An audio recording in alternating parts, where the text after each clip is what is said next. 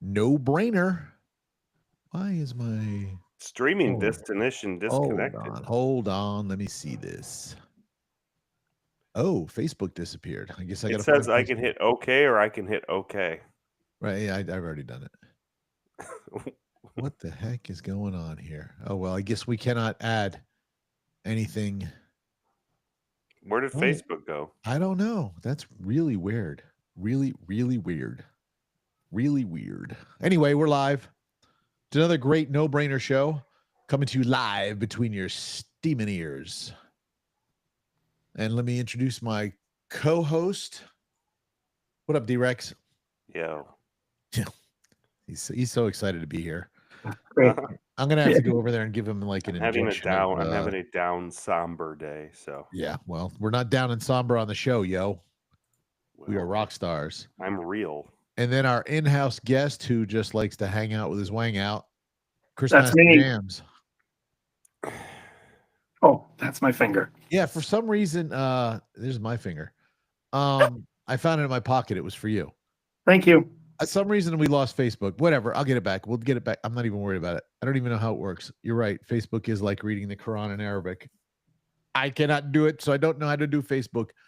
You know, I'm gonna skip off our topic tonight's gonna be really fun because we're having trouble with Facebook anyway. But I was watching Chris. This will bring back memories. There's a show on. Do you have Paramount? I do not. There's a documentary on Paramount called Nothing But a Good Time, and it's Okay. all about the 80s metal I mean, music. I like the name. Oh, it brought back so many memories. That's and awesome. there was a lot of sadness, bro. I didn't realize how many people died in the 80s who were in, metal or rock bands. Yeah. I don't call them metal bands. I mean, there were hair metal, there was glam metal, there was power metal, there was speed metal, thrash metal, whatever. Up the metal. And then freaking the 90s destroyed us. We had to cut our hair and start wearing flannels and Rage Against the Machine. But yeah, and then right after that came on, and I didn't watch a lot of it. It just because everybody got home, so I shut it off. It was the the documentary on Lollapalooza. Oh wow. So this is I'll just go into it briefly. You know what Lollapalooza is, right, Derek? Mm-hmm. Okay. So Lollapalooza was actually started in England by Perry Farrell from Jane's Addiction. It was supposed to be their final show in England. And it was so successful. And he didn't even go to it because he lost his voice the night before. And so he heard what a success it was. And he said, let's bring this to America. And they started the festival Lollapalooza. And that's where it came from because they were done, from what I understand. They hated each other. I mean, they just reunited a couple months ago. And again, on stage, Perry Farrell and Dave Navarro getting a fight on stage. I mean, wasn't he Buckcherry too, or Stone Temple Pilots, or what other band was Dave Navarro in? Dave Navarro was in Red Hot Chili Peppers. Yeah, he bounced around. No way for longer than a second. Not very long. I think one album. But here's funny thing is I've got some friends who they're younger than me, who are big time guitarists and big into music, and I was asking Rick. I said, "Hey, did you see the Lollapalooza thing?" And he's like, "No." I said, "Well, was Dave Navarro?" I said, "Was that Jane's Addiction where he got his start?" He goes, "Yeah." And then he was with the Chili Peppers where he sucked terribly. He goes, Navarro's an awesome guitarist. He goes, but he had no business being in the Chili Peppers. So I guess that's why. But even so, I was watching this thing, and Flea came on, and Flea was talking about Perry Farrell. He said he was the most energetic, out of control person he's ever seen on stage. And I'm thinking, that's Flea talking, who I think is he's the most energetic, out of control person I've ever seen. That's what I said. Flea was. They both are, though. They both are. Yeah. I think they're both so passionate, and they show passion intensely. And so, like, if there's an issue, they're. It's like Michael Jordan on the court, just like asshole to win, right? These guys are like intense to win. And yeah, but I think Flea is passionate, and that's all natural because Perry Farrell was an addict. That boy had some demons for sure. And I think Flea has always been stone cold sober. Relatively clean compared to the average musician, probably. Correct. Yeah, correct. he was, surprisingly, but And then but back to Nothing But a Good Time, they were showing some of the things, and like they showed some of these rock stars, and they're like, you see some of these other guys what they're going through, and you're like, I'm not wanting to die. So that's why a lot of them just like quit doing drugs and quit drinking. They're like, enough's enough. I Yeah. think the guitarist from was it LA Guns, Tracy Guns. He said it was either Tracy Guns or it was the bass player for them. He said, I actually walked through the door of the rehab center, and he said, for me, it was so like spiritual. I like walked through the door. It was like a new beginning. He said, and I've never looked back. He said, he's like, I'm watching people drop dead around me. And he's like, that's not going to be me.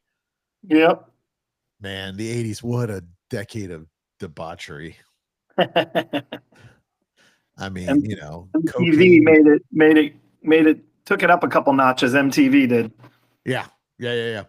Well, I was so they were it was the guy from Great White, Jack Russell. Yeah. And sorry, it was Don Dokken from Dokken. It went one of their songs, and he's like, this video we did, we had to do a video for MTV, and he goes, and it sucked. It was horrible. Matter of fact, there's a line in the song where he says he's singing and he stops and he's like kind of talking to, and he goes to the girl, I love you. And anyway, he did not know, but the video producer put his girlfriend in, and she's like, I love you back, and Yeah. like, I'm watching this video and they play it every 35 freaking minutes. And he goes, it was the most horrible video. And he goes, but next thing you know, we're a household name because of MTV. Yeah. MTV made a lot of people more famous than they should have been. Funny story. Winger, who I actually liked Winger. Winger was a cool hair band. Yeah. They had some cool, catchy tunes. They got destroyed because of Beavis and Butthead. Yeah. Because they put the nerdy kid in the Winger shirt. Yep. That wrecked them. I mean, and they're like, how crazy, How crazy is that? Yeah, cartoon take us down. He said 1 minute we're selling out arenas. A week later, we're at an arena, there's like 1,200 people there. And he's like, okay, what's going on? And someone said, you need to check this video out. And they watched it and they're like, you got to be kidding me. So, you watch Beavis and Butthead, D-Rec? Did I, or isn't on it? Oh, I think we just lost him. Hey, where'd you go? Yeah, I've got the best internet ever. Yeah, he jumped out quick. We lose him all the time. Oh, well. I'm sure he'll come back. Hold on, where'd you go? Texting him. And this is live, so sorry, folks. We're having technical difficulties. I'll do a dance. With our co-producer.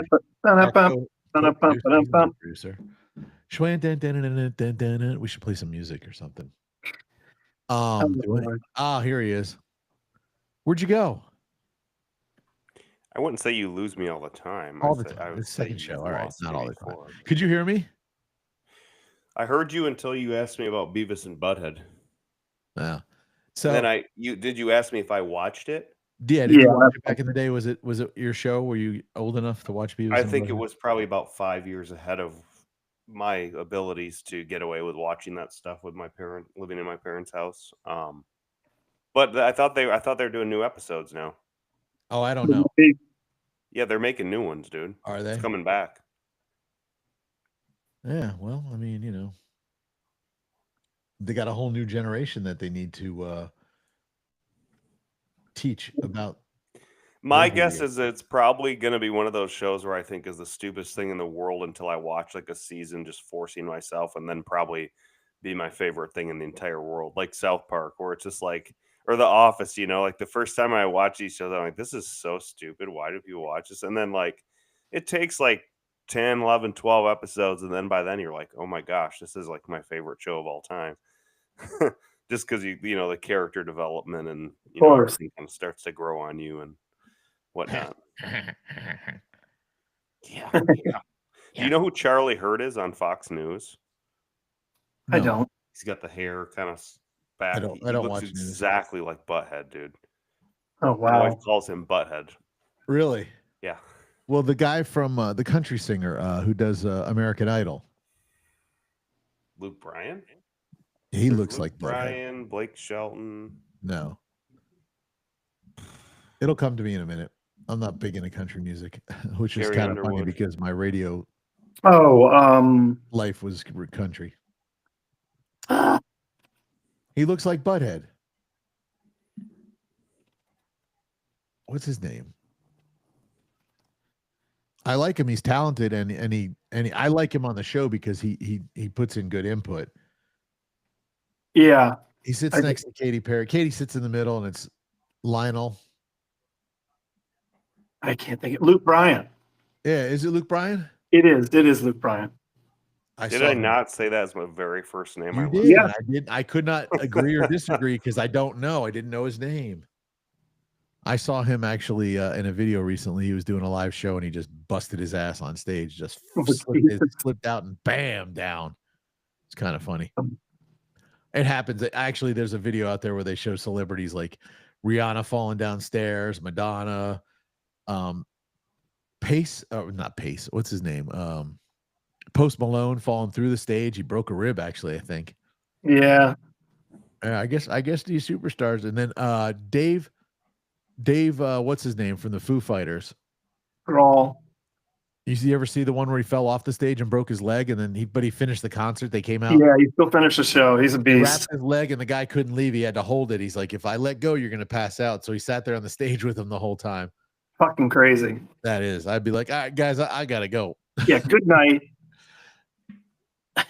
Good night, San Antonio. Have you ever been at a concert where they say the wrong city? Oh yeah. I don't think Yeah. I've ever had that, but I've had it before where they don't know that either they don't know where they are or they don't know how to say the name. Like in Michigan, there was an outdoor venue by a lake that would have like, kind of festival shows or, just summer concert only, summer series. Right. And the name of the city's Muskegon.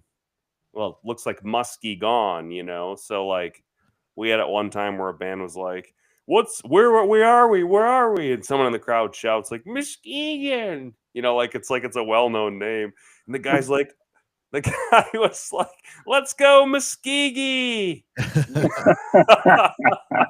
I was at a concert in Umatilla, Florida. That'd be a hard one. At the Baptist church. It was a Christian band. It was the Sidewalk Prophets, which my wife loves. It's a good band. And they made up a song about Umatilla because they walked around there like they're asking people, what's the best thing about Umatilla? And they're like, people live here. People were born here. But then they found out that's a lot going on. Umatilla was called the Diamond of Lake County, which it's certainly, I don't know if that's a diamond, but they made up a song. It was hilarious. But yeah, so like when I toured, there'd be nights where they'd walk out of the dressing room and be like, dude, what town are we in? Yeah, for sure. Or I've been with bands, they'll be like, hello, Dallas. And I'm like, dude, we're in Fort Worth. Don't say that. That's like a big no-no. Fort Worth is a little proud. The crowds turn on them quick when they get the city wrong. Hello, Dallas, if you're in Houston. Good Lord. Yeah, they turn on you quick. But one of the fond, I shouldn't say it's a fond memory, but one of the memories I have when I toured, I was with Queensryche and Type O Negative, and we were doing the Southwest, and it was right after the Oklahoma City bombing, and we were in Oklahoma City. They had this outdoor venue off of it was on the outskirts of town. It was really nice. It was kind of like in Dallas they had the Coca-Cola Starplex, or here in Tampa they have the outdoor venue. It was like that. Yeah. We were on a hill and they got the pavilion. Anyway, it was a really nice one. And we went before the show with the whole band. Everybody wanted to go see where the bombing happened. And it was a very somber moment. And you're seeing like grown rock stars stand there and like get teary-eyed and choked up, when they had the tour guide come out and explain what had happened and everything, how many people died. And I was just like, oh my gosh, that was pretty surreal. I guess it would have been like kind of being in New York after 9/11. Sure. Have you been to either of you been to New York after 9/11 to the new what's it called? I have not. Yes. What's it called? The It's the 9/11 Memorial Ground Zero. Right, but what is the fountain called? The fountain. No, it's like because it disappears. It's like the Forever Fountain or something. Hey, what's up, buddy? You talking about like the big pits with the waterfall there? Yeah. I don't think it has a Delta fountains. I don't know. Anyway, but yeah, I hear it's beautiful. No, okay. I don't. It doesn't have a name. They're just the memorial reflecting pools. Yeah, it says the 9/11 memorial pool. Reflecting pools. That's what it is. Yeah, it was built by Delta Fountains. Okay. Speaking of, I just saw a guy on a video, and we're going to get into our topic because I'll lead into it with this. I saw a guy in France go up to the tomb of the unknown soldier, which has the eternal flame. In France? Yeah. Where's that? Normandy? Normandy, yeah. Oh, okay, yeah. Yeah, and they got the tomb of the unknown soldier with the eternal flame, and it's roped off, and it's a very, very, very special place, obviously, because thousands and thousands of our troops and France's troops, everybody got killed there. I think death is the topic tonight. This guy went into the tomb to the burning candle to light a cigarette. Oh. And they arrested him, obviously, on the spot. Turns out he's illegal. I'm sorry. What are they called now? Undocumented or unhomed? No, undocumented aliens. Unhomed is a homeless person. Anyway, he was illegal, and France is booting him out of France. They're taking him to the border and said, "You're out." I said, "Well, good for you. Thank God." No respect. They should have done to all the people back a couple summers ago when they were knocking down statues all over the place. No respect. No respect. That has nothing to do with tonight's topic. I don't know why I went there. Oh, I saw it on Facebook, so I was thinking of social media. So tonight, guys, we're going to talk about social media and apps and AI. Are they taking over the world? Was James Cameron right? Yes. Yeah, I thought we were going to talk about AI because I know Chris is kind of big into it. And like the weird thing about AI is like it's like businesses are so all these enterprise salespeople are selling solutions, and all it really is it's just what's always been before, and that's workflow. So like if you have a process where, let's say, you have an estimating process in a company, you know, the request for quote comes in, and someone evaluates it, and then they give it to engineering, and then they do their thing, and then it gets approved, and it goes through a workflow, you know, and people sign off and they get notified and they do their part. And it, like, to me, it just feels like a lot of this stuff is just the automation of that in terms of like the AI doing the work. Like, not only is the workflow automated in a sense now, it's like the workflow like is actually doing those steps too. And so like it's just kind of it's so weird because to me it's so foreign, yet I spent so much of my life working on workflow. But these new tools and stuff, like I and Chris and I talked about this, we'll touch on that, but it's the auditing of the output of the AI and trusting the discernment of the AI. And anything I've ever done with AI has been a serious, and I audit things hard. Like I'd be a great book editor because I'm just extremely picky to the detail. And I can tell like so much output from AI just has factually amazing, you know, scope of knowledge amazing, just discernment just absolutely slightly off. Yeah, and that's where my struggle is with it. It's like this thing is just slightly off in how it depicts how information should be conveyed from an expert to a novice, from a salesperson to a customer, and like it misses it has a like anything we've ever used has had those tiny little disconnects to where I'm like, oh my gosh, what the hell are you talking about? Like you would physically take the person and just rip them out of the position. Correct. But see, and that's the analogy you have to look at, Derek, right there. It's no different than if you hire, in human terms, if you hire somebody fresh out of school with no experience, or you hire somebody with 15 years experience, it's how much AI are you willing to pay for? And that's what it comes down to. So if you're speaking from like an automated, you know, angle of it doing, like you said, there's a disconnect between it acting too smart to somebody that doesn't know what the hell it's talking about. That's just the level of interaction that you've paid for, if that makes sense. You know, it's like levels of what you can buy. You know, if you're buying it to be highly human elemental, you're going to pay $75,000-$100,000 to get that developed for your business, but it's going to then answer the way you like it. So like our business recently had an integration with a new scheduling system, and I'm someone who hasn't taken on the scheduler because I haven't. The scheduling system is better than what we have, but it combines the scheduler and the chat system, and my chat system is the key integral part of my lead connector for my lead. So that's why I haven't integrated it yet. Right. So I've had, like, I'm close to other franchisees, and I've had them say, hey, test this, ask the bot this and that. It uses all chat knowledge database info that we've ever had from all of our chats since day one. I'm able to tweak it, that and that. It's perfect. It works, blah, blah, blah. And like, I'll just start asking stuff as if I was a customer, and it'll just trip up. And it's like, hey, I want ceramic tint on a sedan. And it's like, cool. Our options are dyed film 2-door or ceramic coat. And I'm like, dude, what is this? This is not it. And that's not necessarily the AI that's making the mistake. It's the databases behind it. It's only as smart as the data that it's provided and its ability to access that data. Right. So my argument with you tonight, Chris, my constructive argument is that even with all the data in the entire world, the discernment of the AI, I do not trust. Like, I trust a good human.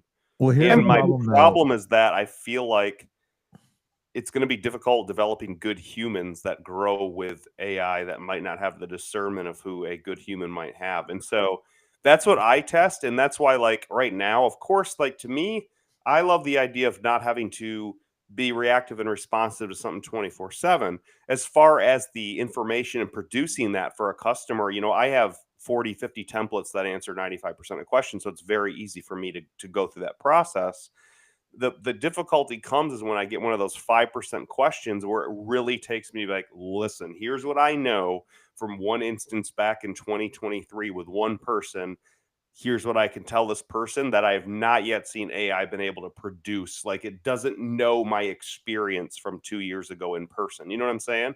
The one thing that it might need as a precedent to tell someone an answer that is actually educated, honest, and so informative that it sells itself. And all of a sudden, 2 seconds later, I hear cha-ching. Well, those are those little tiny fine points I see, like in the sales. You got to take a break so I can answer a question. Though you're streaming question after question after question. I can't say anything. And let me just throw in: are we talking about AI business made for businesses? Yeah, like a bot. Chat GBT. Yeah, it's all the same algorithm type of thing where it's just thinking more human like. You know what I mean? It's coming from a Chat GBT. Just search Google. Huh? Doesn't Chat GBT just search Google or the web for its answer? No, it has aggregate databases, and then it's using algorithms, and it's also stuff that I don't even know how to explain, to be honest with you. I'm not going to sit here and pretend to be an AI pro. I use it a lot, but I mean, I would like you to pretend to be an AI pro. You sound like one. It's coming from a quantum computing level. I mean, it's stuff we've never seen before. And I don't, I will say, Derek, I'm on the same page with you. I don't think it should replace the human element ever. I mean, I honestly don't. I don't know if it will. I don't know if it will, but I think the things that it can do really well is aggregation of data. It can look at processes and find out where we could be more proficient and faster workflow. Right. It has less human error in those areas of data and predictive analysis, and even on recommendations. Like, I don't know. I'd love to know what your franchise spent on the bot that they're using to aggregate data, because those are dumb errors it's making. It's actually through ShopMonkey, which is a very large integrated scheduling company with many e-commerce. So there's a ton of money behind it. Yeah. Yeah. I just don't know what their AI is. Like, I think the problem with AI right now is everybody's trying to do it. They're trying to do it fast, and they're trying to put it into existing systems. So you're asking something that operates in a completely different manner to look at how you've been operating for however many years and adapt to it. And it's just it'd be better to build a new system AI up so that it's telling you, this is how I work with data. This is how I correlate with data. And this is how I can give you the best results and the best answers you want. Or, the place that you just mentioned, they've been around for a long time. So they're probably trying to integrate into their existing system rather than redo it all. But I don't know. I mean, it's it does a lot of really stuff great. It does a lot of some stuff really dumb. I don't like one thing that freaks me out about it is it'll just make shit up to try to fill in the gaps. It'll Do fill you in the see gap. that like in the Google search sometimes when Oh, Gemini yeah. lists stuff and I'm not saying always, but I'm saying enough to audit it and check it 20 to 30% of time. That little summary, I read one, I'm like, that's bullshit. No, it'll fill the gap. And when you have to say that's bullshit, you can't trust a single one of those. You know what I'm saying? And that's what I struggle with. I'm like, how do I trust that? Let me just put that out there. I don't trust it at all. It's like you don't trust people, right? And that's what AI doesn't feel. And sometimes your trust in a sales process for people comes in how you feel, how you make someone feel, right? Sure. And an AI cannot make you feel a certain way. So let me give you an example, Chris. Okay, you want ceramic tin on your vehicle, right? Yep. You don't know if you should get a single layer or dual layer, so you ask me, hey, Derek, turbo red line, what should I do? Well, ask the AI and it'll say, turbo is a single layer, blah, blah, blah, blocking this much IR. Dual layer is a dual layer nano ceramic blocking this much infrared. What it will not say at this moment in time, I'm sure I'll be wrong. Go back to this 3 years from now. But at this moment in time, what it will not say is, hey, Chris, that dual layer just has added thickness built in. And so the infrared of all the 3 heat characteristics is the heat that hits your skin from the sun coming through the glass, and it makes it feel like you're burning. So when you say 95% infrared reduction for a dual layer, you're going to feel that a lot less than an 86% with a single layer. Does that make sense? That as a human makes you feel like, holy shit, this guy just applied what I need to know about my problem. I feel really good about how much gut was in that answer. And that's what makes the cha-chingy. The AI doesn't quite do that yet. Like bring that certain levels of it do. Certain levels of it do. I mean, the companies that are spending, $100,000, $200,000 on these things, but that's what it comes down to right now is how much money are you going to spend to have how many people write the code to have it? But would you say like from a consumer retail experience, there's companies you could pinpoint right now that use AI chat and processes that you are really impressed by? I'm very impressed with the AI that they integrated into the software I use for my home inspection business, which surprised the heck out of me. Now they're the largest software in the country, so they have a lot of money and they definitely did it right. But I'm going to tell you, from a 21 years in my industry, I ask that thing questions and I'm like, there's no way it's going to tell me what to do. And it does. And I'm like, damn, that's impressive. That's really impressive. Like, I just had a small thing with it before we got on here where they tweaked something about how the information displayed when I'm doing a certain report. And it was actually kind of counterintuitive. It was making me do more button clicks to get through a report, which I want it to be efficient. And so I just went to the AI and said, I don't like this change. How do I change this back? And it said, are you on your mobile or your desktop? And I said, desktop. And it went boom, boom, boom, boom. And it showed me how to do it. And I said, okay. And I went in and I did it. And it made me do it on an individual report. And then I said, so is it only changing it for this report? And it said, no, Chris. Which was funny because I never typed my name in there, but it knows my name because I pay for the software. No, Chris, that is now updated that default setting for all future reports. That impressed me because it was like exactly what I wanted to know with the feedback I wanted to get. So I would actually have to just do some research on some bigger companies, but I know there's some companies that are using it and their ROI on it is crazy. Like the conversion rate they're getting on sales off the internet. I'll get you some company names before we're done with the podcast. So like, I guess like I'm probably not as exposed to it. Like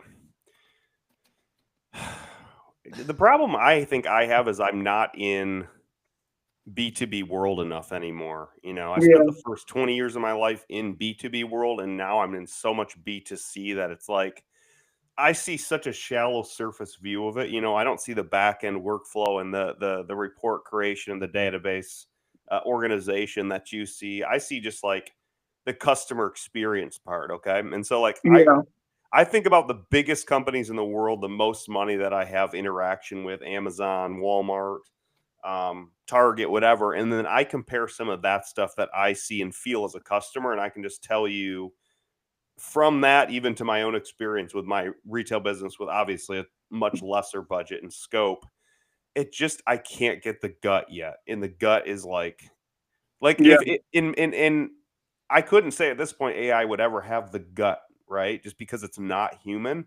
But the Right. problem is there's a reason why like Japanese people still do everything in person, even though technology is amazing, right? And it works.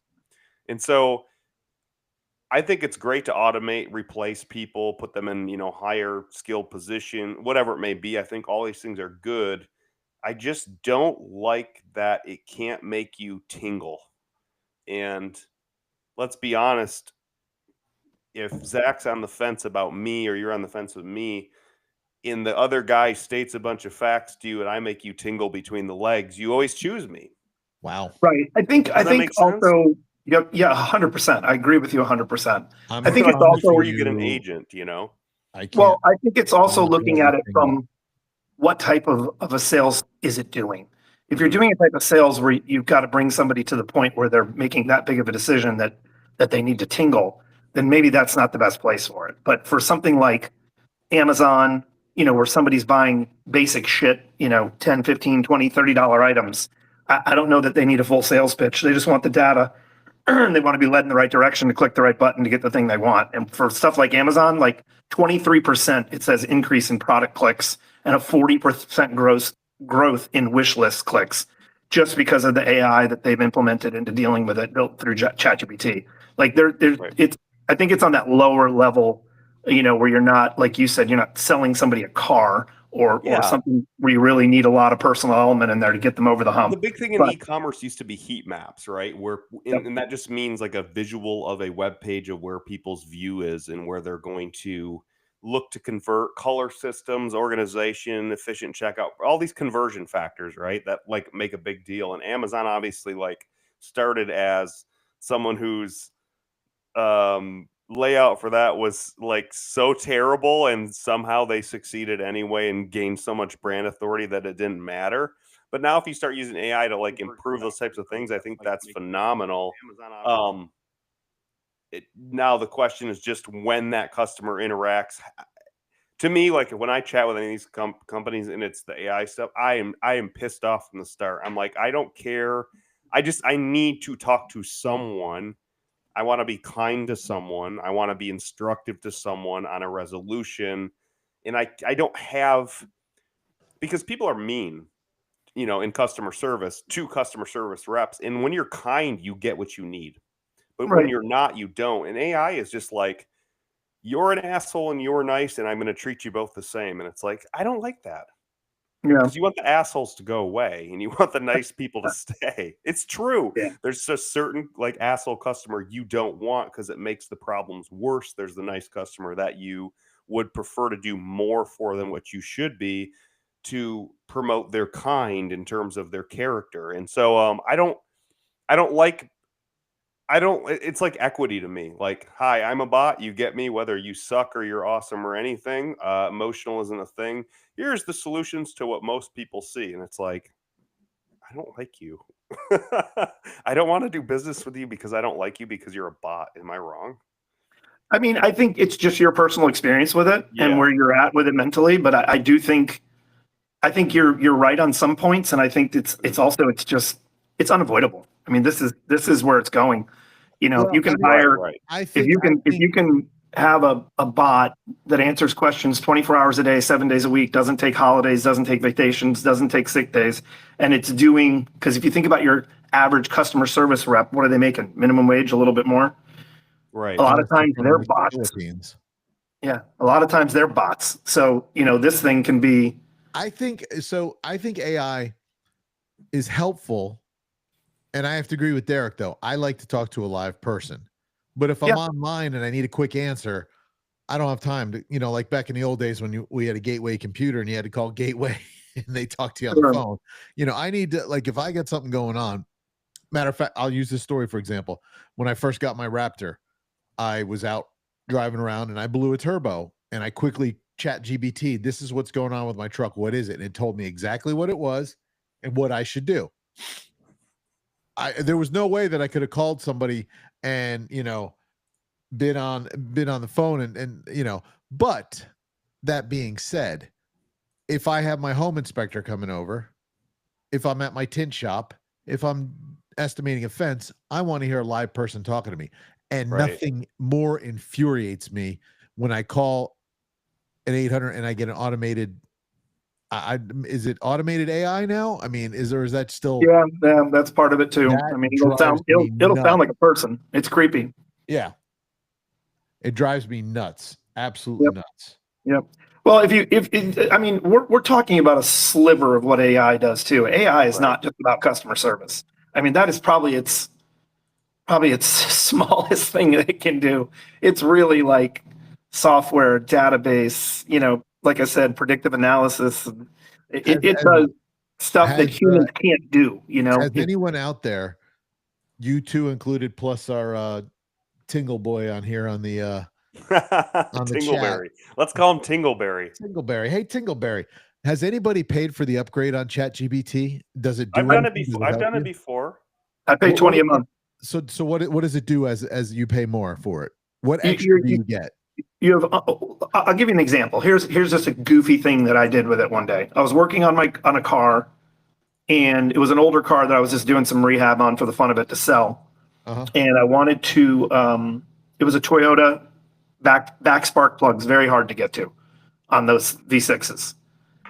And I pulled off the manifold. I looked back there, and there was this steel metal apparatus that was, I couldn't see it till I got the manifold apart, and it's still blocking me from taking the spark plug out. I had no idea what this fucking thing was, and it looked like if I messed with it, it had something compressed in it, whatever, you know what I mean? I took the phone, I took a picture of it with ChatGPT and just said, "What is this?" And it went, "Oh, that's this, da da da da da," and that's for the how it regurgitates the gas and the emissions in the car and burns its own emissions in the Toyotas to be more efficient and also less pollution. A lot of cars have that now. And it explained it to me. It told me how to take it apart, what it was, like it wasn't dangerous. I mean, that's insane to me. I'm just showing you a picture of a part under an engine, and you're telling me exactly what it is and how to do it. Okay, so Lorianne and I started the carnivore diet on Monday. Okay. We've done everything through ChatGPT for it. Asked it for recipes, asked it for what we can and can't eat, what we can do. I have some protein powder. I took a picture of it. It said, yes, that is carnivore. Do not mix fruit in it. It tells me how to make the really good. But then they go, but if you want if you're hardcore carnivore, let me give you the true protein powder you want to use. Hardcore carnivore. Yes. Hardcore carnivore. There's other things I can run with, but whatever. But then there's other AIs out there that are supposedly better than ChatGPT. I had one the other day. I downloaded. I told you about it when we were discussing it earlier. I forget what it's called. Dadgummit. I'll pull it up. Hold on a second. It's anyway. It's just another one that's supposedly much better than ChatGPT. It doesn't use Google for its answers. So the reason I ask you that is because when I type something in, it says searching the web. So it does. Is that its database? Is that where the AI gets its info from? It uses multiple sources. If you look at the little icons, you'll see it. Like it hits Reddit. It hits all kinds of stuff. It also depends on the questions you're asking it. But yeah, it's aggregating data. It's aggregating data, looking at all the different, points, and it most of the time it gives you really good feedback. Sometimes it's I wouldn't say it's just wrong, but I just say it fills in the gaps. It's doing that a lot less. It just upgraded to ChatGPT 5. ChatGPT 5 is amazingly better. It's crazy how much better it is because it stopped a lot of the fluff. It's really just like what you ask it is what you get. So you're getting the latest version. You asked what you get for when you pay. You're getting the latest version. You get unlimited use of it. You can take as many pictures and upload as much shit as you want. If you're at the grocery store on the unpaid version and you take a picture of 1, 2, maybe 3 different things, you ask it to tell me what the products are. Probably after 3 or 4 pictures, it's going to tell you you've reached your data limit on that. For the day. So that's the big thing. Yeah. So okay, So so if you pay for but it, it's not then, the then only you don't. thing. The Yeah. it's you can also get paid cheap GPT for different purposes. So there's Yeah. like scientific. I don't know if they still have it. It's been a while since I used this, but when I was learning day trading and like all the indicators and all that kind of stuff, RSI and MACD and convergence, divert, all the indicators for stocks. I use this program called TradingView where it's linked to my trading account, so I can do triggers instantaneously with all my indicators, and Right. you can actually create scripts on ChatGPT, the scientific version, that are in Python that you can paste into here to have your own like set of indicators and in even automation. So like it'll say, well, if the volume goes below 30 and it's underbought, and the MACD has crossed over upwards, then purchase X amount of this stock. And you can set up, it's crazy what you can do trigger wise. Going to the human level of things, and that worked great. I know how to do that. It costs money, sure. But like the human level would now be, how can you get that thing so sophisticated and dialed in that when there's a spread between like a buy and sell of 10 points, it knows don't buy at the high, even though Well, that's what the brokers are asking for. You got to tell it like buy at the last asking bid that you can get at the cheapest you can get that stock. Those are things that are so down to the minuscule granule that actually matter, the difference between making money and losing money in day trading, that I have not gotten even the paid scientific version to get that good at, if that makes sense. Right. It does make sense. I mean, the only way it would be able to provide you something like that is if the data was streaming to it. It's not going to make that last minute decision, because if it doesn't get the data till 10 seconds or 20 or 30 seconds Right. later, it would need to be live. If it was live, then it probably does. I guarantee you somebody's doing Well, it. I don't know, because it's just creating a script, and the script is working off. At that point, you take the script out of ChatGPT and you put it into the program. So the program's so it does have the Oh, data. yeah. It just, the script has to know, take the buy, the ask, the sell, and buy at the lowest point that you're able to in that moment. Stuff like that, conditional stuff that Sure. you have to be really good at that point to get it down to something that's going to work 90% of the time. But my discernment, I can make it work 90% of the time. ChatGPT, I can get it to work like 60% of the time, and that's a huge difference when you're trading. So if you look in the chat, it was Perplexity is the other one I was telling you about. Yeah. That one, that's the one that they're saying is Perplexity? way better than ChatGPT. But it's funny, Derek. You met my friend Bob, and Chris. You'll meet him one day. Probably not. Just He's kidding. The dick comes out. Wow. Chris, that's Chris. He's a dick. Calm Ladies and down. gentlemen, this is Chris. Dun, dun, dun, Don't be dun, like dun. Chris. He's a dick. Yeah. No, but anyway, Bob actually likes to get in arguments with ChatGPT and prove it wrong. Yeah, I do that all the time. And he'll straight up ask it, why are you wrong? Well, thank you for letting me know that I'm wrong, and I'll be glad to, No, I just I told catch you. it. I catch it doing dumb shit, and I'll call it out, and it'll say, "Thanks for catching me on that. You're right. I made that up. I filled in the gap." It'll literally. Does it say I was just testing you to see if you were paying attention? No, it's never done that, but it always owns its shit. It never like. I mean, yeah, like. I asked it. Here's a stupid example of that. Earlier this evening, I asked it. I said, "What was that yogurt I got at Publix the other day that I had you I took a picture of?" And it said a completely different brand name. And I said, "No, but nice try on making that shit up." It's literally what I said to it. And it said, "My bad," and put a laugh face. So, I mean, it's kind of creepy at times, Yeah. Well, that's the thing too. Like whenever about ChatGPT and AI in general becomes so good that it has human characteristics.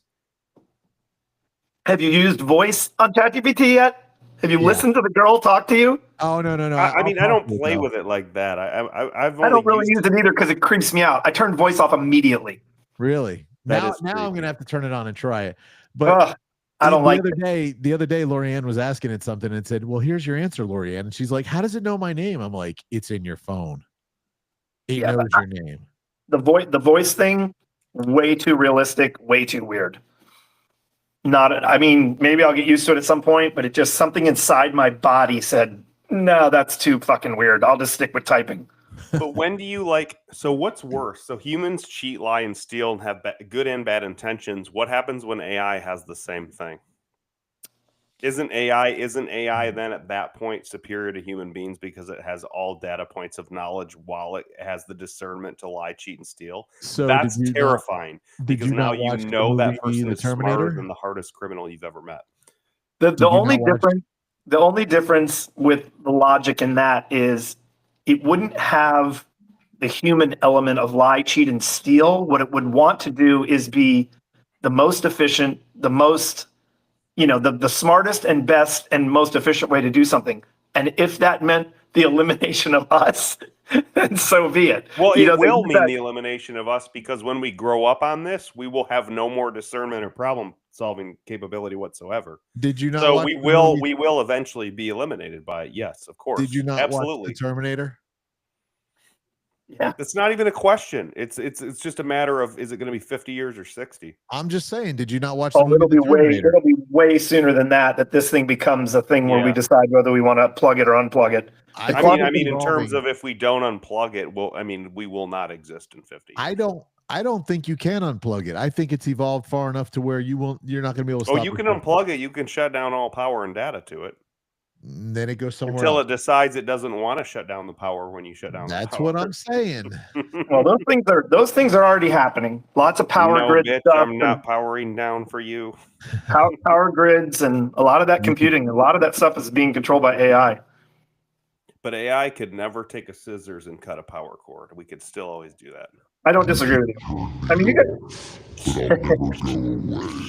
I don't know if you guys know the story. It was a while ago, actually, but when the AI was first kind of becoming a thing, they connected a Facebook version of some AI with a Google version, and I think it was within like 72 hours they started talking to each other and writing their own code that didn't exist.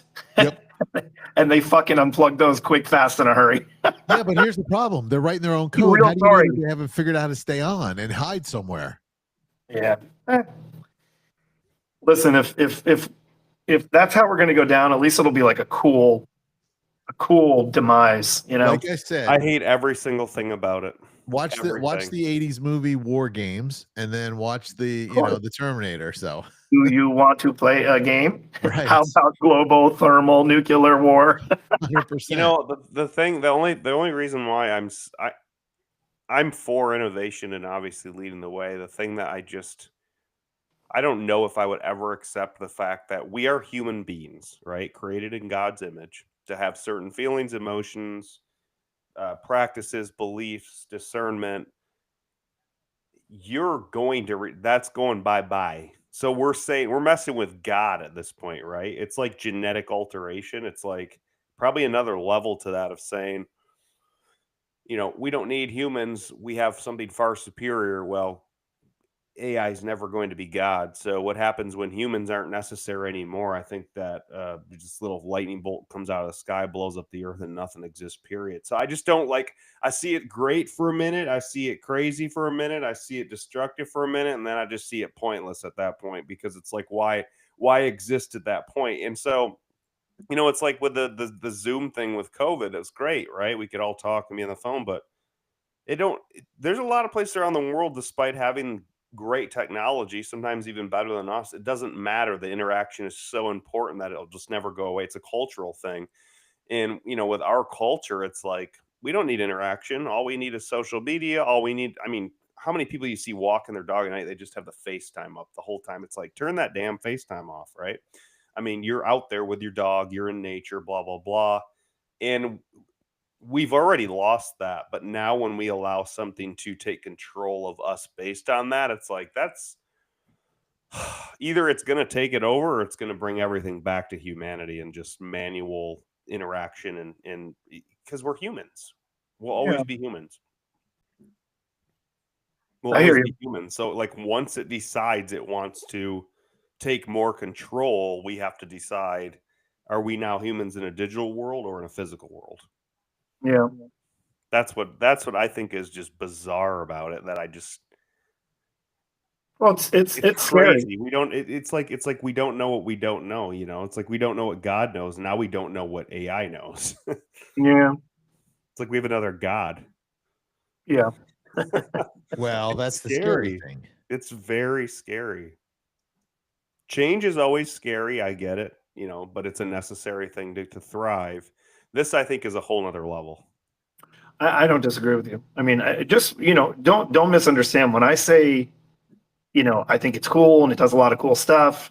I'm on the exact same page with you for trust and what does this mean long term. Oh yeah, it does great. Same exact thing. Like I am not a proponent of this taking over and doing everything for everybody. I think we'll end up like the fat people in the chairs on Wall-E, just floating along in our chairs, drinking meal drinks. And I mean, I look at it from a cultural standpoint too. Like if you go to Japan and you Wally. follow people in their everyday life, no matter what field they're in, it is pure physical interaction. It is pure traveling to see people. It is people to people to people to people. And because look there's a at lot of look at the level of problems they have as a society versus us in terms of crime, happiness, being content, respectful, humble, whatever it may be. They are on such a higher level, it's ridiculous. Yeah. And when we've lost that to the digital world, but these people know that is irreplaceable as our humanity. And if we forget that we're irreplaceable in our humanity, we're done. We're done. I mean, we're still humans, and the human interaction is still the most powerful thing possible. No matter what. Again, I mean, it's just do you want to buy something from an encyclopedia or from someone you just absolutely love? I still don't think it's ever going to go away regardless. Oh no, it's not. But if it replaces us, I mean, there's no point. That even if it replaces us, there's no point to have it because we're not needed. Yeah. But Japan's a little more advanced in years than we are. So, but as far as technology, they don't use 30,000 like 30,000 years more advanced than we are. Sure, but you still check into a hotel and there's a paper receipt. I mean, it's a manual check-in process. I'm saying maybe they get what you're saying. Is my point. They do. They're wiser. They value it. They value that. They have such high respect and value. That's why they go out drinking together. The interaction they value is so much more humane and respectful than what we've. It's what we were probably in the 50s. Yeah. Well, I will tell you this much. We were in Miami last weekend, as you guys know, and we went in a Burger King. And there was zero human contact in there. It was a touch screen. The only thing there was human contact was the person behind the counter handing me the bag. And there wasn't even a counter. It was a little cubby that you just walked up to and they handed you your food through there. Yeah. Everything was touch screen. The soda machines were touch screen. All the food. And I haven't been in Burger King. This is the first time I've had fast food probably in like 7 years, right? And there was things I could add on my Whopper that I never knew even existed. I was like, I didn't know you could put bacon and jalapenos on your Whopper. Since when? And I guess I don't know. Maybe that to me, though, I don't want to go to a restaurant like the Capitol Grill and have that kind of service. I want to have a server talking to me, explaining everything. That is a perfect example. So what you value what in that instance, Zach? The person-to-person interaction? Yes. Which restaurant do you pay more for at, the Capitol Grill or Burger King? In Miami, they're about equal. So anywhere in the world. So which one has the higher value? Of course, Capitol Grill. Right. So the touchless Burger King is actually phenomenal. What happens when you have a problem? What do you do? Right. Like who's gonna if a screen goes down? Have you been to a Starbucks in the last 5 years, and have you ever been able to actually get someone to look at you? Hey, hi, hey, hello, hey. They don't. Actually- They don't. They don't. There's. It's like there's no one there. Well, it's. We stayed at the Intercontinental, and they have a Starbucks in there, and Yeah. the people in there were actually really nice. They were higher class people than what I'm used to dealing with. Well, you live in Windermere. You should be like in a total different. You're in a total different money region. I don't think so. You know, the problem is, I think our kids, and I say this to two guys who don't have kids, but anyway, the problem is my children's generation, or the newer generation coming up, is so used to no human interaction, they don't know how to react or act. That's why I have said every kid coming out of high school should have to have a food job. They should work in a restaurant as a server or something to learn. But there are no more food jobs. Yeah, there's You restaurants. can't work at MacD's. They don't need you there. We ate at Chili's the other Because night. you needed $18 an hour, so they said, "Sounds good. We'll take one instead of 10 of you." No. I'm talking about restaurants where they have servers. Oh yeah. And you should work in a Chili's or a, don't go to Capitol Grill as your first. You should gig. also get your ass kicked. You should also be in the military. There's a lot of things. 100%. I think you work as a server, and then you realize how bad it is, and how many Karens come out there and destroy you, and then you'll be grateful to go to the military. I think you could just say retail in general, because you can work at a Kohl's and find sanitary napkins that are used in the changing room. You can work at tanning salons and find bodily fluids you didn't know existed in beds. You can work at tint shops and have people tell you they're going to kill you because something doesn't look right on their car. So I mean, it just I think that in general, that interaction builds your ability to handle situations of stress and your catalog of character per se in handling just. Hey Chris, have you been going to tanning Douchebag. salons and leaving bottles of bodily fluid? Negative. I've never been to a tanning salon in my life. I mean, I could tell. Just like We me. used to go a ton We when we were white. in Michigan. What'd you say? They would tell us stories about the fluids. People would take dumps. People would jerk off. People would pee. When you get your Botox, do you go to a tanning salon too right after? Why would that? What kind of question is that? 'Cause would- GT That makes no sense at all. Jim When you go to Bannon- Burger King, do you go fishing afterwards? What It the makes fuck? a lot of sense because that's that metrosexual thing. You got to get the Botox and the That tan. is so gay. I don't know, but Chris and I took points off your man card last week, so that's all right. That's fine. My man card's so strong. I need points off. Strong. It's like I need the phytoestrogens from that hairspray, or else I'll just have too much testosterone Oh, to boy. be useful. Well, I can't argue with you because I have to inject testosterone. I think all the AI automation workflow is phenomenal. I'm scared about losing people. Yeah, I don't disagree with that. Well, In- there are In certain America, jobs- we've lost it. In other countries, we haven't yet. So which way is it going to go? It's going to go one way or the other. there are certain jobs that you have to have the human touch, right? Yeah. Listen, when I had brain surgery, they did it laparoscopically, so the robot arm went in and did all the work, but there was someone working the robot arm. Would you just want a robot to go randomly poking around your head? Fuck no. Exactly. Never. Exactly. No. And when I go out for a nice dinner, now look, DQ just said that he was in Colorado and a robot brought his pizza out to the table. Really? Yeah. Now I think don't know- Orlando is pretty big I mean 5 or 6 restaurants, but Orlando has quite a few too where they got I forget his name, but Server Bot 8000 guy that comes out. Yeah. No, I'm serious. Like No, I'm iDrive reading has a few I'm reading places what- where I'm reading what Daniel just wrote. what do you write? No, but here's the other thing. I don't know. I have not been downtown.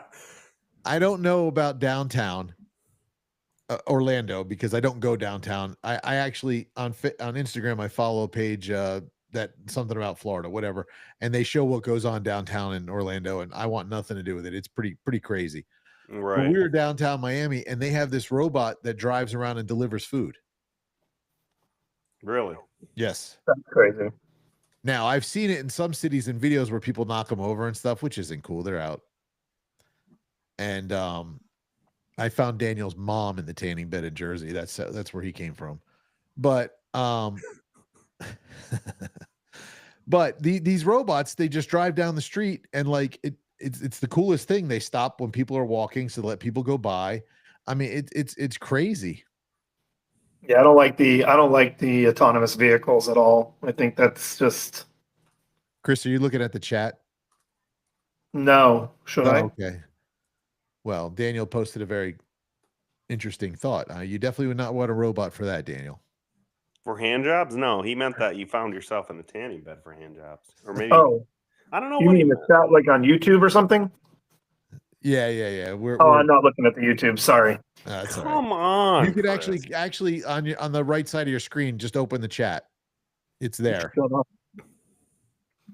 I'm gonna pull it up. Yeah, it's funny. But anyway, no, I agree with you, Daniel. Yes, that's Oh, there definitely we go. you don't want a robot for that. I don't have a problem with automating anything. I have a problem with eliminating humanity. All right. Here's a question for you. You need an Uber. Do you Yep. want a driver or do you want an autonomous? Driver. Oh my boy! Oh my boy! Oh my boy! Oh my boy! Neither. Do you want an illegal Driver. Haitian swerving lanes with a pop tire, or do you want a perfect autonomous driver that doesn't know how to react to a insane situation? You know, like that's impossible to answer, right? What happens to a Waymo when you're going 70, someone jams the brakes on, there's one person on both sides of you and someone tailing you, where's your out, right? A great driver knows where their outs are. A Waymo has sensors, and a bad driver, you're screwed. So, like, dude, terribly hard question. Well, what do you? That's scary, but like, aren't there areas? Doesn't California already have Waymos? Oh yeah, there's one that cruises around the convention center here in Orlando. Oh, I see them all the time on Sand Lake, but they always have someone in there in the driver's seat. Oh, I've seen him. I've seen him driverless now over there. Yeah. And San Francisco definitely yeah. San Francisco has them. Daniel said Phoenix has self-driving Ubers. I'm sorry, I'm not comfortable getting in a car without a human driving it. I don't care. I mean, what happens if there's like a terrorist attack? What does the Waymo do? Sorry, you're screwed, buddy. I'm out of here. Did you guys see that movie? It was the Obamas produced it. No. The end of the I world. know what you're talking about, though, where the Teslas like drive towards people. No. The Teslas all drive autonomously, and they get into an accident, and then they just start piling up. There's thousands of Teslas just crashing in. I've seen that clip. Yeah, I mean that was just a direct swing at Elon. Yeah. I don't think those things are funny. I think mocking everyone is funny. I don't think when people like attack people is funny. Did you guys watch Happy Gilmore too? Yeah. He makes everybody's in that movie, and it's kind of like they just recycled the first one with clips and updates, sort of, and then kind of a classic. And had 75 famous people pop in. Cameos. I liked it. I enjoyed it. It was gave an old school vibe. It was not as funny as the first one, but John Daly really helped make the movie. He was hilarious. He was. And how about Machine Gun Kelly as the caddy? Yep. No, that was Bad Bunny. That's what I meant to say. Sorry, I'm not that cool. Oh, that's all right. And then they had Taylor Swift's boyfriend was the waiter. Yeah. See that? I mean, that's to me is like kind of. And then Eminem showing up, kind of stupid. Jackass. I enjoyed it. Scooter was awesome. Fun. I love Adam Sandler. He sticks to his gun. He sticks to his. I watched a lot of stuff on it. You remember the scene where the big tall guy who was the guy's kid who got the nail on the side of his head. Anyway, the old lady who was yelling at him. Yeah. Who he kept saying "mama." That was actually Adam Sandler's mom. Yeah. Which is great. He uses everybody. His wife, his two kids were in it. Yep. Both daughters. Yep. Oh yeah. Yep. It was great. I'm not going to give it away, but it was sad. The beginning was sad, and I don't understand why it happened, but I guess you had to see his journey after it happened. That's why it happened. But I was like, dang. Because I like his wife is hilarious. The lady who played his wife in the movie, not his real wife. I did like how they had so many people from the original in it as like Like, you know, the weird, massive, giant guy who's like, "Go get him, Happy." You know, Yeah. on the golf course, they had like his son in it or whatever. You That's know, who we were like, just talking about. The yeah, yeah, lady yeah. who was his mom, that was Adam Sandler's mom. I was talking about a man, but anyway. No. The Oh, the tall giant kid who yeah, the lady came out with his underwear. You forgot your underwear when he was streaking away. yeah, yeah. That's Sandler's mom. Oh, I got, yeah. I got you. I Yeah. got you. I like how he does that. Like, have you seen like Hubie Halloween or any of those? I Yeah, mean, he brings everybody in. they're always really stupid and cheesy, but like that's the thing about Adam Sandler. He uses the human element. These are all his friends. They're all good time Charlies. It's all feel good, and it just brings you back to the nostalgia 30 years ago before things are complicated, and you have those same feelings. And I have no idea about anything, but I would gamble everything on the fact that that's probably the biggest movie of the year anywhere, like streamed. I guarantee it. Yeah, that's interesting. I'll have to look that fact up. Did you That wasn't a fact. No, I'm saying I'll have Oh to look yeah, it I up feel and see. Yeah. Because, but yeah. I'm not disagreeing with you. I think it probably was. Netflix made some loot off of that money for sure. Oh yes, oh yes, oh yes.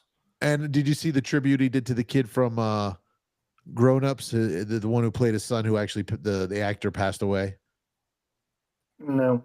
Oh, what if you? It was a quick clip, but when they panned the crowd, they put him on one of the TV screens, like he was showing, like he was there at the golf game. They did like a tribute to him because So Adam doesn't want anybody.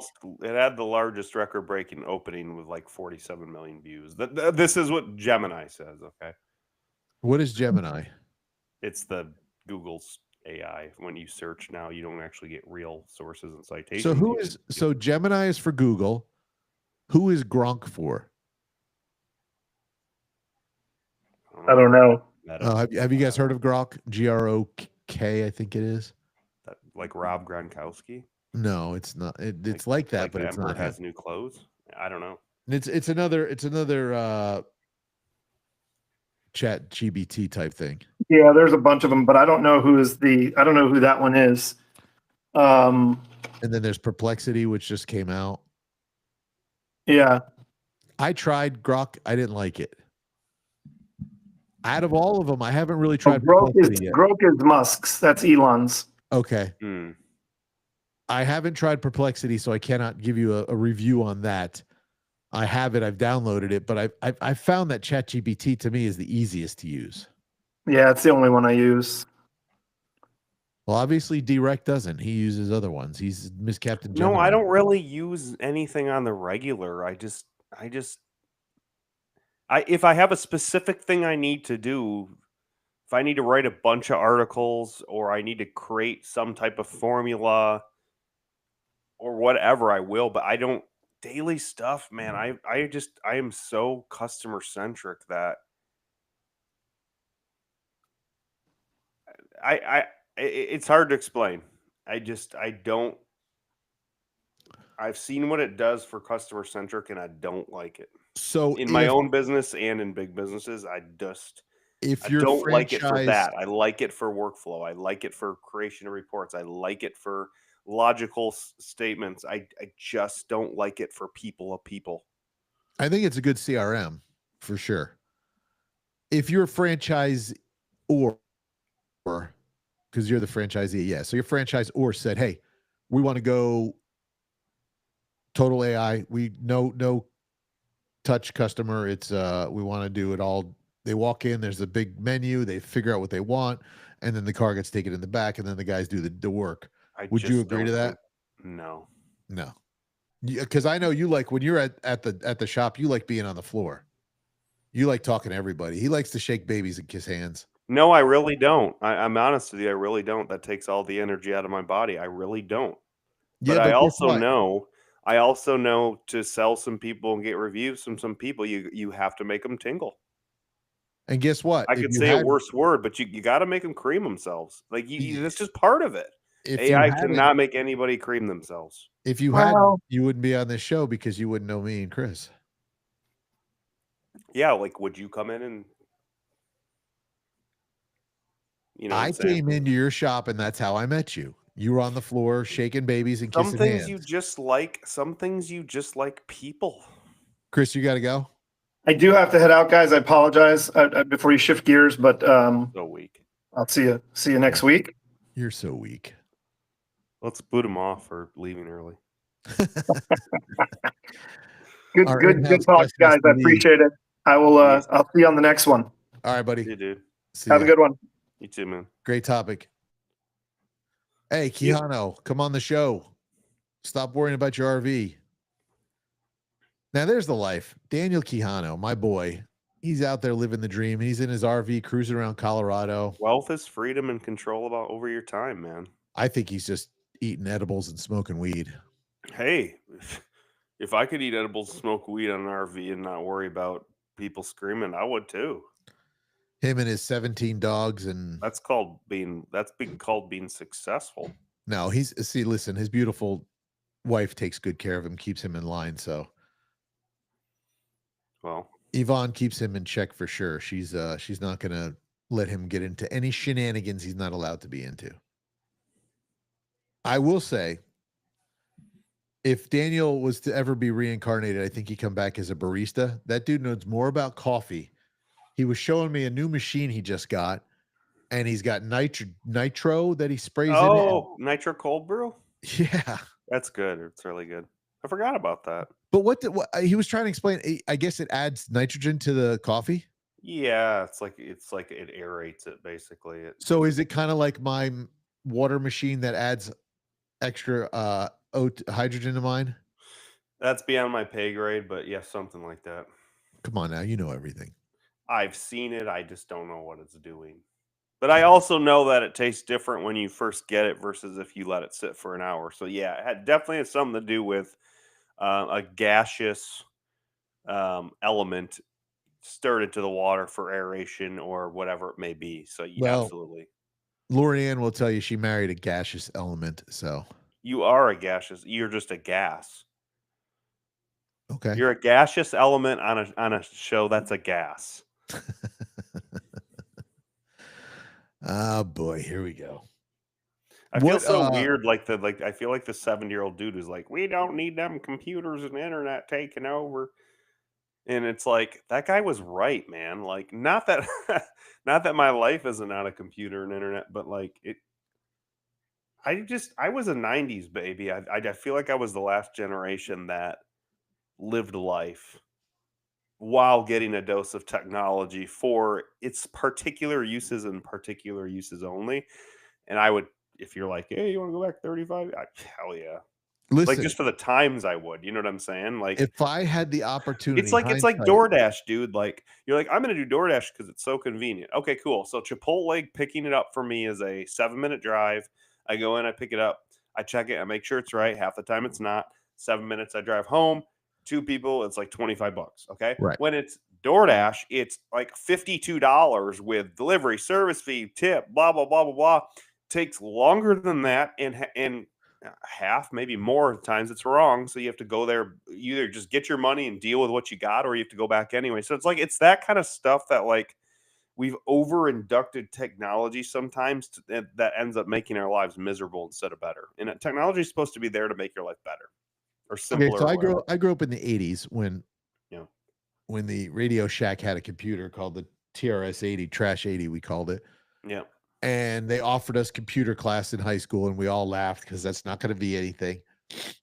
Okay, if I could go back, I would have went to school. If I knew then what I know now, I would have went to school for some sort of technology. Definitely, 100%. But the problem with technology, my friend who's a chiropractor now, my best friend, he's a doctor, and while he was in medical school, he went and got his MCIS and a bunch of other things, and he was a an admin and did all these things, and he was a webmaster, blah blah blah. Anyway, long story short, if he wanted to jump on and do that stuff today, he couldn't because it's changed so much. It's Right. quantum years ahead of where he was, Right. and that's the problem with computers is if you work in the industry, you are constantly learning, because if you don't, you can't work in the industry because it goes away. it goes by you so fast. Is mean, that a that's good just- thing?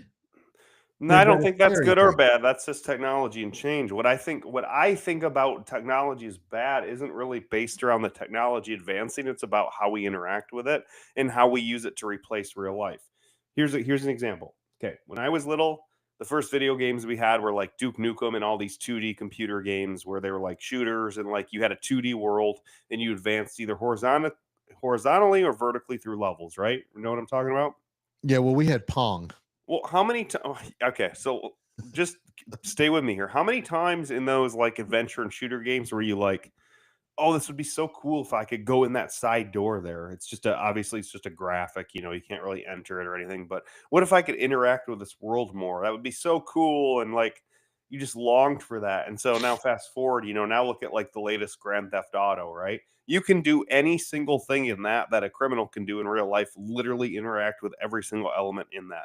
So Right. now what I feel like that's done is one, it's brought us so close to real life. It's like, why aren't we just doing life? But then even worse is it's made particular kids who experience the reality of that game think that life is a game too, and then do those same things in real life that are degenerate issues for our society. Like, yeah, steal cars and Grand Theft Auto, it's perfectly realistic. That means I can just do it in real life, and they do. And they and so I don't think that's good.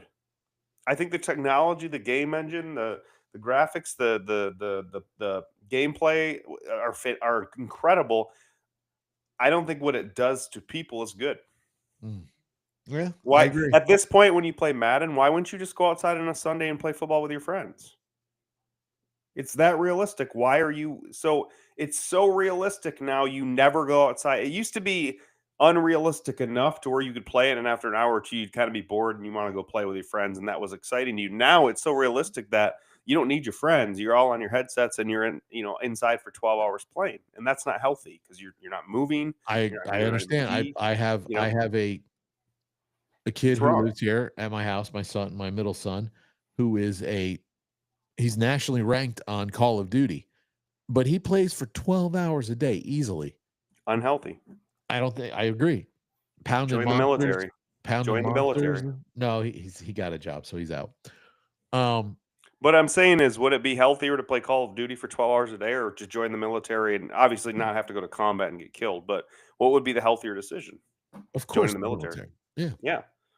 But And why if you would want to you? play Call Why of would Duty, you? go Like, I become have a a job special and I play forces. Call of Duty 12 hours, you know, who cares? I mean, if you wanted to become a Call of Duty guy, go play Special Forces. I mean, you know, we look at the military now. They've got drones. They got kids flying drones. That's just like a video game. Yeah. So when did the internet So come that out? would be a good thing about it. That would be a positive. When did the internet come out? Early mid 90s. I mean, for commercial widespread economic use, it must have been like mid 90s, right? Dial ups 93, 94. We bought a computer from Gateway You know? in 96 Mhm. and we had a dial up, you know. And the only time I really could get on the computer was at night because during the day somebody was using the phone, they'd pick You it didn't up wanna while you're block the phone unless you Oh. put on call waiting, and then your internet connection would get interrupted if someone called. was the worst. Was the worst. But anyway, just think. All right, so 96. So let's say 95 to now is what, 30 years. Yeah. In 30 years, look where the internet is now. Mhm. You and I are 15, 20 miles apart, right? And we're talking to each other like we're sitting in the same room. Yep.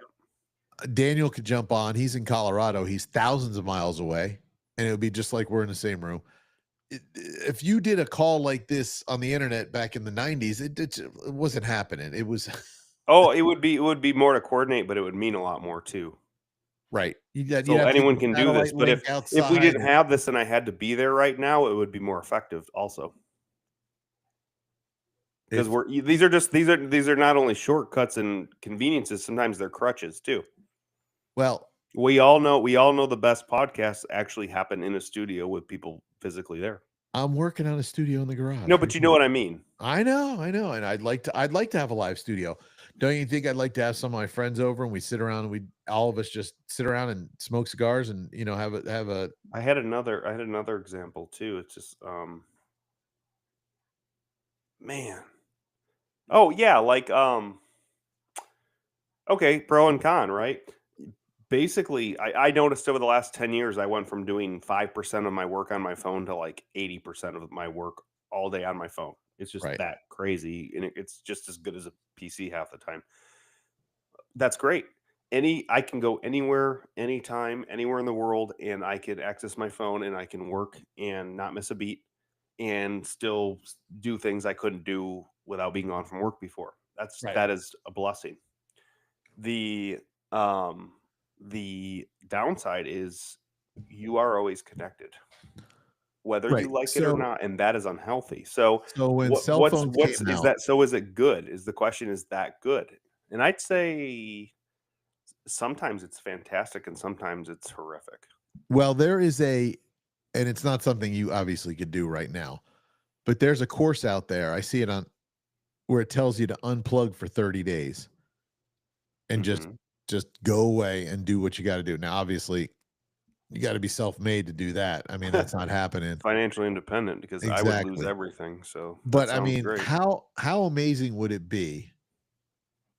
I mean, look, everybody's like, "Oh, I need GPS on my phone." You could go buy what do It they would call be the most grammar? amazing thing in the world. What's that called? Those GPSs, the grammars or whatever. No idea. It's the old school GPS you could put on your dashboard. Garmin, Garmin. Sorry, Garmin. I knew it was with a G. Yeah, TomTom, Garmin. get a TomTom or get a Garmin. You don't need your phone. Yep. I would buy a small little flip phone in case of emergency. Here's the number to call and call me. Okay. I remember when I first got my cell phone, it was like a Nokia, with the little stubby antenna. And you know, I called my parents and they were just blown away. And my dad's like, I thought we were living in the future when your mom bought a microwave. Now you have a cell phone. That's crazy. And then I moved up and I got a Nextel. Oh, I loved Nextel. I thought they were the best, especially when you had everybody in your network and you could beep And them. then you realize push to talk was less efficient than just being live with someone over the phone. You're Right. like, oh, But this is push to stupid. talk was free, whereas live was not. You were paying for the minute. So Depends on your plan. eh, Depends back on in this was back in the 90s. yeah, I had one. I had a Um, Nextel was and big. then I moved up and I remember when I got my first BlackBerry. I thought that was the greatest thing on the planet. Oh my gosh. And Lorianne Then it still was tell you Palm Pilot. Lorianne will tell you to this day that the BlackBerry was the best phone I ever gave her. No, I didn't go to Palm Pilot. I went to the Note. Okay. And I then there was loved the I Motorola loved Q. loved the Note. And the only reason I Motorola didn't Q. upgrade was because the next couple notes that came out, I remember one of them was like blowing up in people's pockets, the Note 7 or whatever it was. That was a Samsung Galaxy. Yeah, Note. Okay. Anyway, long story short, but look at the screens were it was a green background with black, letters, and then it moved up, and then if you had a color background, it was crazy. And then look at the size too. Like when we first came out with the iPhone Plus, people were like that's people thought it was silly, like an iPad, and I thought it was cool. Dude, I would take an I thought it iPad as was a funny phone. that people thought it was silly, and I got one, and now these like I couldn't. Now I look at it and I'm like, this phone is small. Right. And I mean, I love I have the iPhone Plus, I have the big Yep. one. Yep. And sometimes I don't think it's big enough. That's what I just said. Yeah. Same thing. Yeah. But I remember there was a time where phones got tiny, tiny. Like it was a little flip phone. Yeah. It was like, hello. That was actually yeah, they at first it was going the other way. They wanted to see how small they could make them, the razors and Right. the time, that was a big Japanese push too. And then when they got the whole, LCD screens and stuff, it was like, nah, it's time to the functionality of the phone and the networks became so good that you now had to do everything on your phone. So Yeah, but which is funny because it's like to me, there is absolutely no purpose in life for iPads anymore. I mean, right. I have 2 or 3 of them. I don't even know, but like, dude, I mean, I don't use them. I let my salespeople use them for point of sale and stuff. But I think I'm like, why would I use this? I have a phone that's big enough to do everything, and I don't want this ginormous crap. And Did Now I lost my train of thought. DQ threw me off. Dang it. I mean, who would have thought though you could watch a movie on your phone? Like when we fly somewhere, Lorianne has downloads movies and TV shows and just watches stuff. When we're at the gym, when she's on the elliptical, she watches her TV shows. Go back to when you first got your cell phone. No way you think you could watch TV. No way did you even think you could on the internet. Texting was, I remember they used to charge you per text or whatever it was, per letter, per word or whatever. Right. It was so ridiculous. But, and now I just don't, the point I'm getting at is technology is moving so fast that I'm scared to see in 10 years where I'm going to be, where we're going to be. Is everything going to be automated? Is everything going to be AI, or will we still fight for our? Well, again, I think they're two separate things. Technology has been moving fast for a long time, and that's one thing. That's just your ability to freeze, unfreeze, and change. That has some elements of fear to it to be able to adapt, but to me, that's not the concern whatsoever. It's 100% the humanity aspect. I agree. I don't think the internet as what it's done for us and connection speed is phenomenal. The humanity that social media has taken away from us and replaced with the digital world is the travesty. It's not the technology; it's the substitution of humanity. Agreed. It's using digital as a crutch to get out of physical instead of a tool to help with it. And again, like this podcast, this is awesome. The tools we have is amazing, but if these tools didn't exist anywhere in the world, and I could drive over to your house in a half hour in a studio and do it, not only would it be more effective, higher quality, better organized, all this kind of stuff, more meaningful and impactful to us, it also mean that there wouldn't be 67 million podcasts. There'd only be a million. It would be more, it would reach more. It's like shared experiences. The Cosbys on TV used to get 30 million views, man. I mean, you don't have shows that get that anymore, but you do have 87 streaming services that this show gets 1 million. This show gets, it's like decentralized. In some areas it's decentralized, and then others it's monopolized. So it's kind of a strange phenomenon. But the best way I ever heard it described was a little while back. Mark Tremonti, the lead guitarist for Creed, saying the reason why you don't remember any big hit songs in the last 10 years versus 20 years ago is because it's all streaming, YouTube. It's not a shared experience where everyone was channeled to the radio and everyone heard that song. It's a different world. So the shared cumulative human experience is now gone. And now this is long that before your is time. A huge problem. Long before your time, when we were kids, we used to go to the record store. Right. There was no Spotify, there was no Apple, there was no nothing. We go to the record store and we'd have to go through bins to find our favorite artist.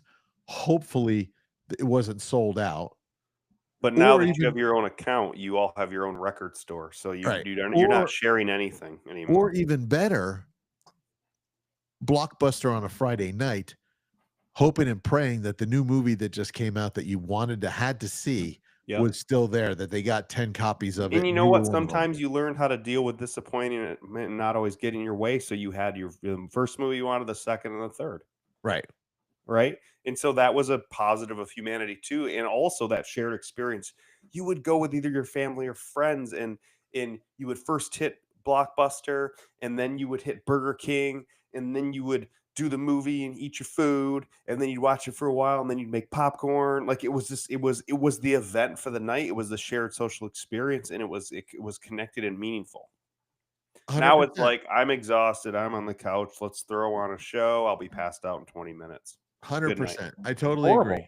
I believe, and also I believe the problem, like you said earlier, and I'm going to say it, we cannot disconnect.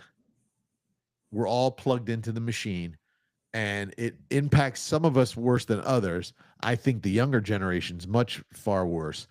Literally, I could get an RV, get a flip phone for emergency, get a TomTom or a Garmin, leave my watch, my earbuds, my phone, everything, and go on the road and get lost with my wife out in the woods.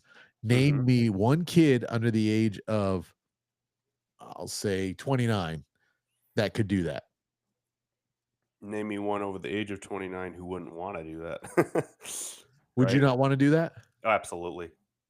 Oh, Like when you go on a if you cruise, said you have no more responsibilities, when you money go on a aside, cruise, you won't have any needs or anything to lose. right? Will you get dropped off in Bora Bora with no technology and enjoy your day? I would be like, why are we not already on our way? Right. Yeah. When I'd you leave it all. go Oh on a my gosh. cruise, do you pay for the We internet? do all this tech and this money thing to get to that level. When you go on a cruise, money is nothing but a vehicle for time and freedom. And I can tell you right now, when I win the lottery in some manner, shape, or form, I'm disconnected and gone, baby. I don't need more creation and fulfillment and building and legacy. I don't need that. Like I need content enjoyment. so when you go on a cruise, do you pay for the internet? I have to. Because you got to watch your shop. Yeah. Okay. Yep. Unlimited. I have to get unlimited. So luckily it's not too bad anymore on the new ships and it's getting a lot better. But yep, I get a 3-device standard non-video streaming internet for the entire unlimited. Yes. So you can't look at your cameras? Yeah, I can. It's just like it's not very good if you like watching movies. I don't need to be Okay, watching no I movies. understand. All right. All right, let's go pre-shop. When you were working for another company and you guys go on a cruise, did you get internet then, or were you able to unplug? I have always had to get internet on a cruise. I've always been digitally connected to a company for the last So 17 years. So is that really a vacation? Well, that's exactly what I said before. It's a blessing and a curse because I'm able to do that, but I'm not able to disconnect. So I'm a slave to it. Like, to be honest with you, when I was in Miami, That's why I hate it when people say freedom, luxury, business. It's like, no, you have no idea. There's a good and a bad. You have to give things that no normal person would give, and that's your time and attention at when you get finished snorkeling in Aruba to your email. Okay. well, Tough shit. I'm not You have gonna to do that shit if you want to snorkel in Aruba. well, I'm not gonna lie. When I was in Miami, I didn't bring my work phone with me. But you work. You don't have your own business that relies on your ability to. Oh, but I had customers blowing me up. Well, were you on official vacation? No, I went away for the weekend. Okay. So you But have to actually, answer- technically, if you want to go that route, I'm on leave right now, do short-term you disability have to leave. answer customers on the weekend? Do I have to? Yeah. I would not say there's any rule in the company that says I have to, but they would highly recommend it because you don't want to lose money.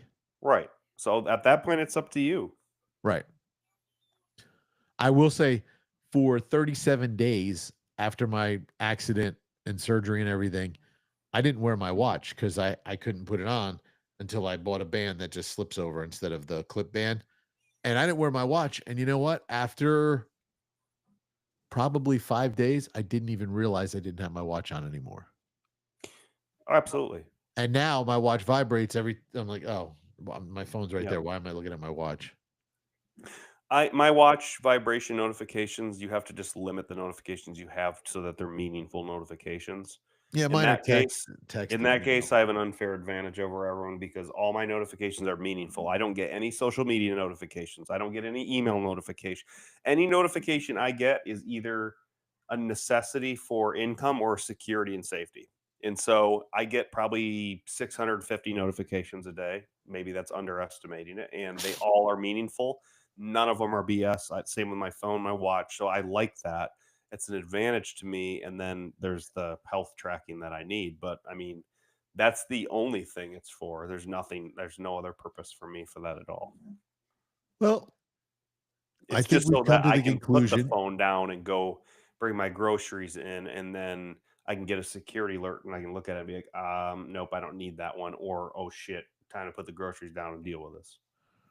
Right. So I think you and I and Chris and maybe more people have come to the conclusion that AI is a blessing and a curse. Technology is a blessing and a curse. Could we be where we are today if we didn't have it? Probably not. Could the world be better without it? Probably. I think so. So it is what it is. It's not going to go away. I think the AI and the technology run or build is kind of like us versus the USSR when we were trying to get to the moon. Who was trying to get to the moon first? And I mean, I watched a video where a guy ordered something from Walmart and a drone delivered it, dropped it off in his backyard. It's the craziest thing.